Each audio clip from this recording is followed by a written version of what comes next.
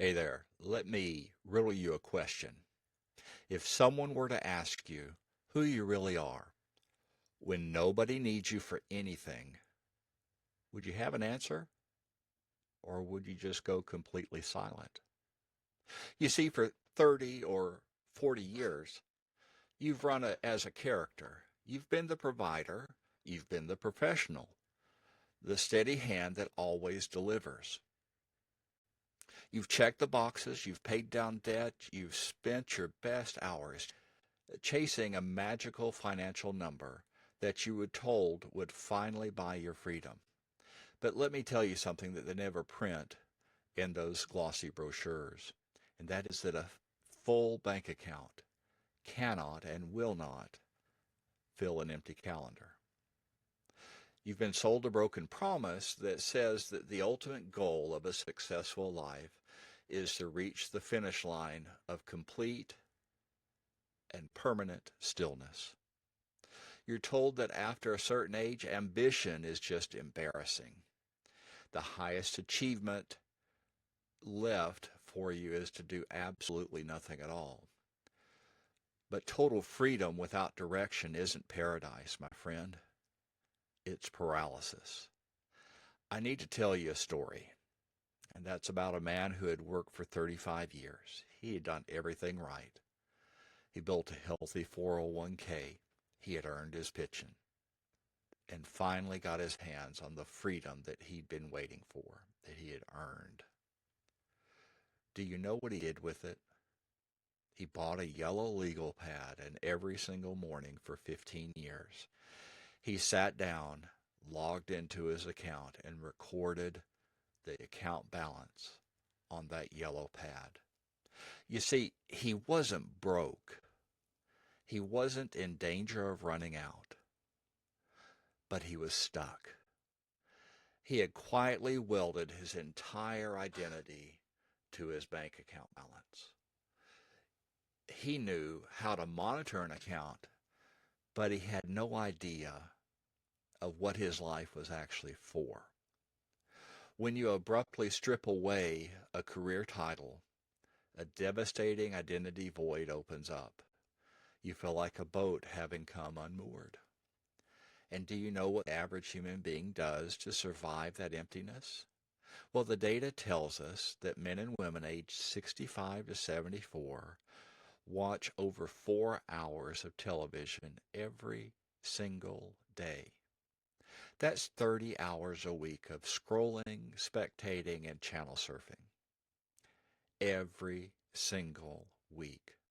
Now, they're not doing it because they love the programming. They're doing it because emptiness is terrifying, and the remote control never looks up at them and asks them to matter. That is retirement drift. It's quiet. It's an uneasy feeling that whispers in your ear, isn't there more than this?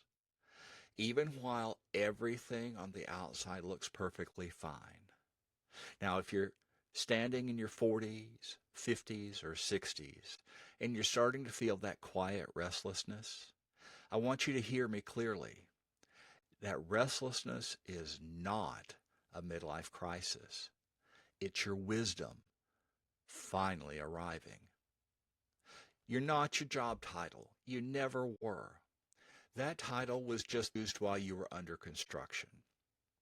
Scaffolding meant to be torn down so that the building could realize its full purpose.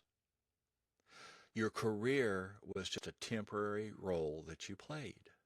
Your true purpose is the natural thread of interest that pull you forward. And there is a massive difference between pushing and being pulled. You know the feeling of pushing. That's that constant grind. The alarm clock, traffic, corporate deadlines, endless performance reviews. Purpose feels nothing like that. Purpose pulls you. It's the thing that you find yourself thinking about on quiet walks, or in the shower, or during conversations about something entirely different. And here is the ultimate test of true purpose. Something that you would gladly do if nobody paid you a dime. So, how do you solve this? How do you make sure that you don't end up staring at a yellow legal pad or television screen? We stop trying to buy peace and start building it. First, I want you to change the currency you're trading in. Stop trying to accumulate more stuff and start chasing earned dopamine. Leisure feels nice for an afternoon, but earned achievement feels great for a lifetime. Your brain was built to achieve. Take up a skill that stretches you. Learn an instrument. Plant a garden that actually produces something that you can eat, or build something with your hands. The specific craft really doesn't matter. The level of active engagement does. Second, I want you to get a simple notebook.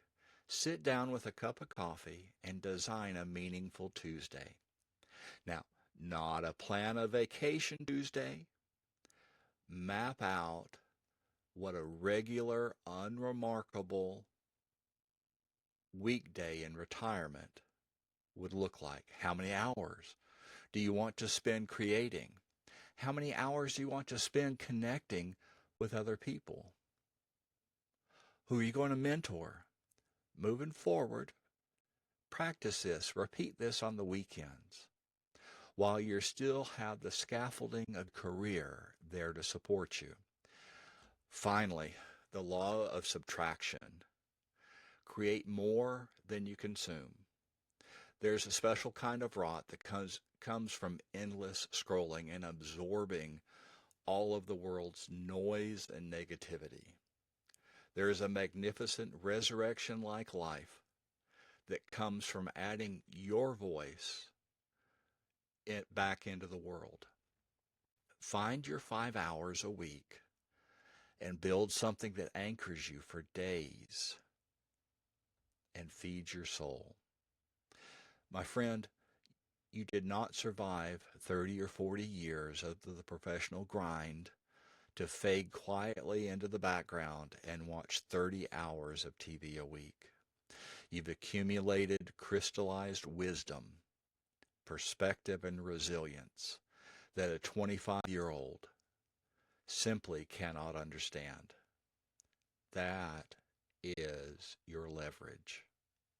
Your second act is not left over from the rest of your life. The second half of your life is the chapter that you've been training your entire life to write. Now the pen is in your hand. Write something worth reading. Things are easier. This journey is much more enjoyable when you walk with others that have shared interest, drives, and desires. Check out the description for this video for a link to our Hangout group where we support one another, learn new things, and grow to maximize our retirement impact. All right, my friends, my name is Mark Watkins. I am the unfunded retiree. Had to think about that. So, all right, ta-ta for now. TTFN.